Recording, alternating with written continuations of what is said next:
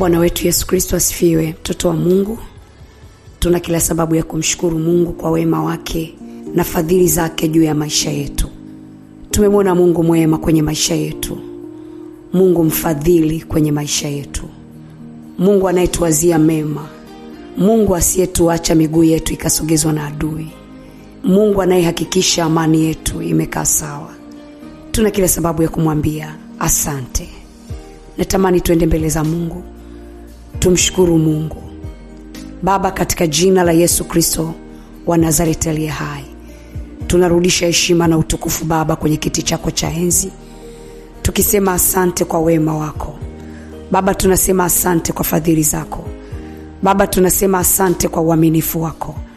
Asante, tumekuona asubuhi ya leo na mchana wa leo na jioni ya leo. Nategemea mtoto wako huyu Bwana yuko katika majira gani sahihi katika nchi aliyopo, lakini wote kwa pamoja tunasema asante. Asante Bwana Yesu, umekuwa ngome yetu, umekuwa mwamba wetu, umekuwa wokovu wetu, umekuwa ushindi wetu. Katika yote Bwana, tumekuona ukiwa mtetezi wetu, tumekuona ukiwa kimbilio letu.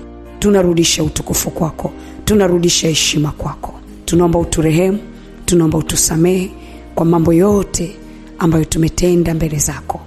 Tutakase kwa damu yako. Asubuhi ya leo, mchana wa leo, jioni ya leo, Mungu, tunakuja na mioyo iliyonyenyekea na kupondeka. Tunaomba toba, tunaomba rehema. Tutakase, tusafishe. Damu yako ituoshe. Damu ya Yesu itupe kustahili tena mbele zako Baba. Itupe kustahili.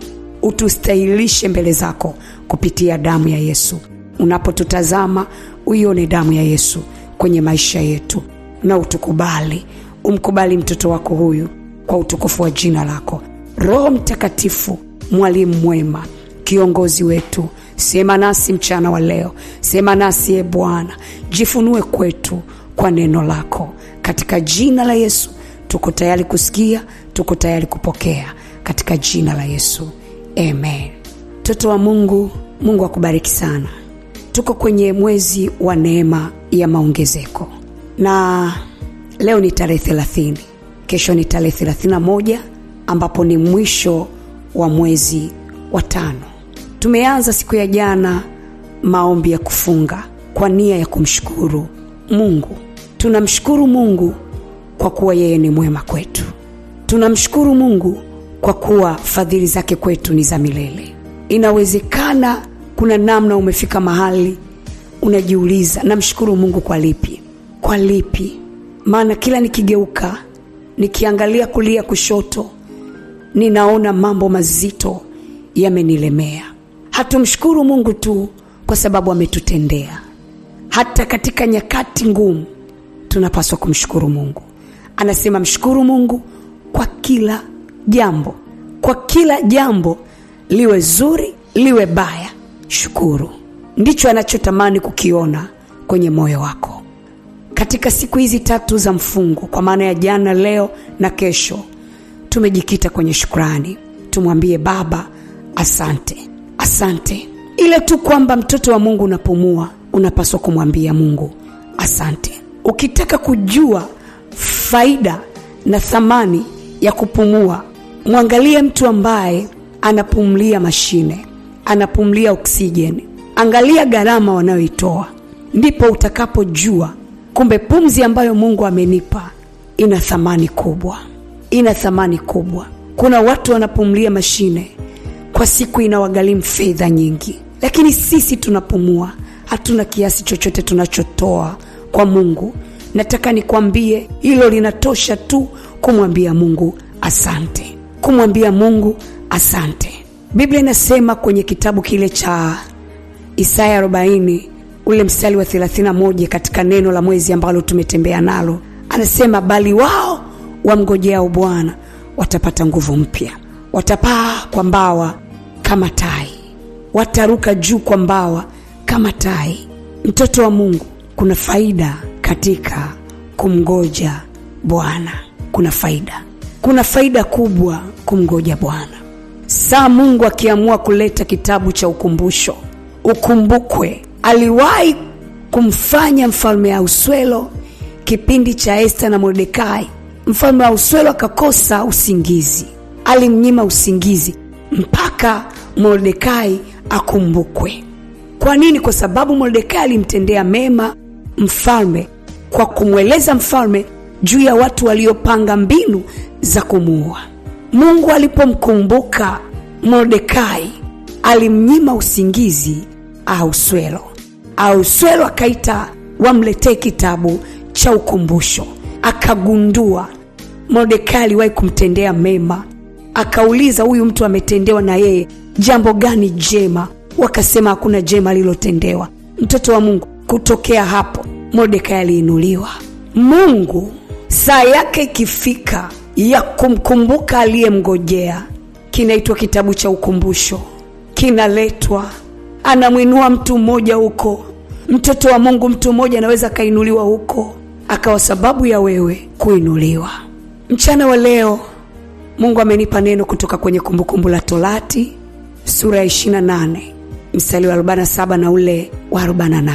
Neno la Mungu linasema, kwa kuwa hukumtumikia Bwana Mungu wako kwa furaha na moyo wa kushukuru kwa ajili ya ule wingi wa vitu vyote, kwa hiyo utawatumikia adui zako atakaowaleta Bwana juu yako kwa njaa na kwa kiu na kwa uchi na kwa uhitaji wa vitu vyote, naye atakuvika kongwa la chuma shingoni mwako hata utakapokwisha kuangamia. Mtoto wa Mungu, kama nilivyokuambia kwamba tuko kwenye mfungo wa siku 3, yani kumshukuru Mungu.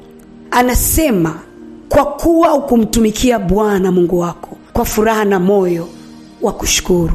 Kwa furaha na moyo wa kushukuru.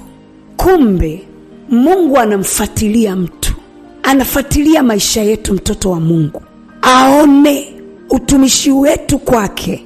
Tunamtumikiaje? Tunamtumikia kwa furaha ya moyo na kushukuru, au tunaona ni sawa tu kunungunika kwa habari ya maisha tulionayo, kumwambia Mungu umetusahau?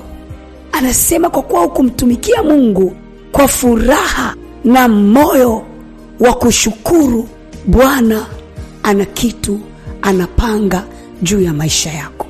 Anaachilia, unakabidhiwa kwa adui, na adui anaachilia njaa, anaachilia kiu, na anayekabidhi kwa adui ni Mungu mwenyewe. Shukrani imebeba hali ya kumfanya mtu Mungu aendelee kumwangalia, aendelee kumfadhili, aendelee kumwonekania katika mambo yake. Tunapokosa moyo wa kushukuru, tunapokosa moyo wa kufurahi katika vitu ambavyo Mungu ametupa, katika vitu ambavyo Mungu ameachilia kwenye maisha yetu, tunapokosa moyo wa shukrani, Mungu anaachilia, tunakabidhiwa kwa adui zetu. Kumbe shukrani inatulinda, shukrani inatufanya tuendelee kustawi mbele za Mungu, inatufanya Mungu aendelee kufurahia utumishi wetu kwake. Mungu anaposema hatukumtumikia Mungu kwa moyo wa shukrani, anatamani kuona tunatumika kwa moyo wa shukrani, tunaenda mbele zake kwa moyo wa shukrani. Ametupa, tunamshukuru Mungu. Hajatupa, tunamshukuru Mungu, kwa sababu yeye amesema anatuwazia mawazo yaliyo mema. Ile tu kwamba tunatambua Mungu anatuwazia mawazo yaliyo mema, inatosha kwenda mbele za Mungu kumwambia, Baba asante, sijapata leo, lakini ninajua mawazo yako ni mawazo mema kwa ajili yangu, ni mawazo yaliyobeba shukrani kwenye maisha yangu. Unamshukuru Mungu kwa kiasi ambacho akiangalia anajua kwa kweli mwanangu anatambua mimi ndiye nimpaye. Mungu wetu ni Mungu anayetoa kwenye maisha yetu. Mtoto wa Mungu, ninatamani tuende mbele za Mungu, tumwambie Mungu kwanza turehemu pale ambapo tumekosa moyo wa shukrani. Tumeona tunapokosa kutumika mbele za Mungu kwa moyo wa furaha na kwa moyo wa kushukuru, anachokileta kwetu ni kigumu. Anatukabidhi kwa maadui, anaachilia njaa na kiu, anaachilia na uchi. Tunakosa kuwa na vile vitu ambavyo amekusudia kuviachilia kwenye maisha yetu. Ninaomba mtoto wa Mungu nifatishe haya maneno, ishara ya kwamba tunarudi mbele zake. Mungu aturehemu pale ambapo tulinungunika, pale ambapo hatukumshukuru. Twende mbele za Mungu tumwambie, Baba turehemu lakini tutaenda mbele za Mungu kumshukuru kwamba ameendelea kutupa neema ya kuendelea kuona mema kwenye maisha yetu, kuendelea kuona mema kwenye hatua zetu. Sema, Bwana Yesu, niko mbele zako, ninakushukuru kwamba umenipa neema ya kusikia neno lako mchana wa leo. Asante kwa kusema nami nimekuelewa ya kwamba ninapokosa moyo wa kushukuru, ninapokosa kukutumikia kwa furaha na kushukuru, Bwana, unaruhusu adui aharibu maisha yangu. Unaachilia njaa, unaruhusu njaa, unaruhusu kiu, unaruhusu uchi. Mungu, ninaomba toba. Mungu, ninaomba rehema pale ambapo sikukushukuru kwa moyo, pale ambapo Bwana sikusema asante mbele zako. Uliponipa vitu sikukushukuru ipasavyo. Mungu, hata nilipokuwa sijapata bado sikuweka imani ya shukrani mbele zako, nikiamini ya kwamba wewe ndiwe unayetoa na wewe ndiwe unipae na kwamba unaniwazia mema. Nisamehe Bwana, nitakase Bwana, nisafishe Bwana. Ninarudi kwako mchana wa leo, ninarudi kwako, nikubali, niridhie. Bwana, asante kwa sababu wewe ni Mungu mwaminifu. Ninashuka na kunyenyekea kwako nikisema asante. Amen. Baba, katika jina la Yesu Kristo wa Nazareti aliye hai, ninakushukuru kwa ajili ya neno lako ambalo umeliachilia kwetu mchana wa leo. Asante kwa ajili ya mtoto wako Bwana, mtoto wako huyu wa kike na wa kiume. Asante kwa neema ambayo Mungu umesema nasi mchana wa leo, kwamba tunapokosa kukushukuru, tunapokosa kukutumikia kwa moyo wa furaha na kushukuru, kuna vitu vibaya unaachilia kwenye maisha yetu. Unaruhusu adui atupige na njaa, atupige na kiu. Turehemu Bwana, tutakase. Na tumeomba toba, tunaamini ya kwamba umeturehemu na kutusamehe.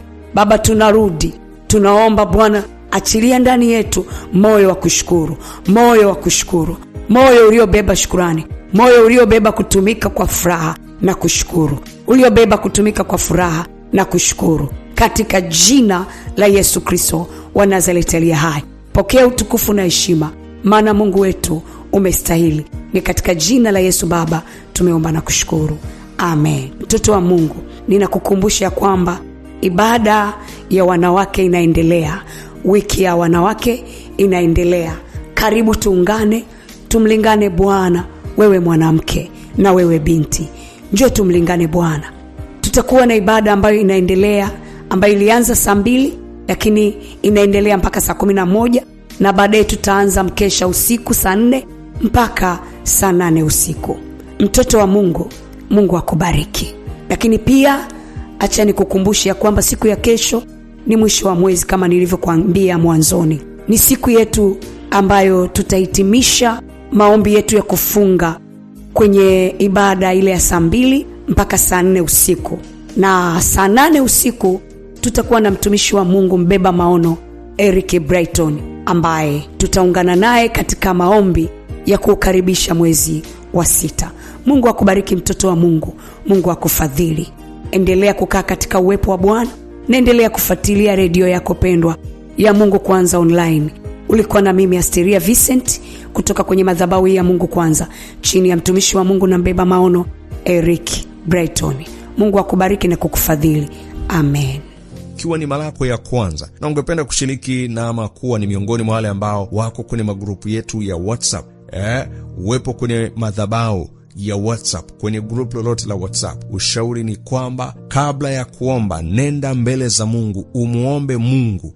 Nenda mbele za Mungu, omba. Haijalishi ni muda gani utaomba, ni wiki, ni mwezi, haijalishi ni mwaka utaomba. Nenda mbele za Mungu, muulize kama hii ni madhabahu ambayo inamtumikia Mungu katika roho na kweli, kama hapa ni mahali sahihi pa wewe kujumuika. Kwa nini nasema hivyo? Ninakushauri hivyo kwa sababu ninakupenda. Usikubali kujiunga kwenye madhabahu hii au madhabahu madhabahu yoyote bila kumshirikisha Mungu. Usimuulize mtu yoyote, muulize Mungu, je, hapa ni mahali sahihi ama la? Akikwambia hapa ni mahali sahihi, elekeza moyo wako na nafsi yako kujiungamanisha, maana hazina yako itakuwa mahali hapa. Maana ndivyo neno la Mungu linasema, mahali roho yako ilipo ndipo na hazina yako ilipo. Lakini pia kama utaelekeza moyo wako mahali hapa, kwa maana unataka kujiunga, tuma ujumbe mfupi kwa njia ya WhatsApp. Sema naomba kujiunga, tuma kwenye namba 0683095434. Na akikuambia hapa sio mahali sahihi, mpendwa,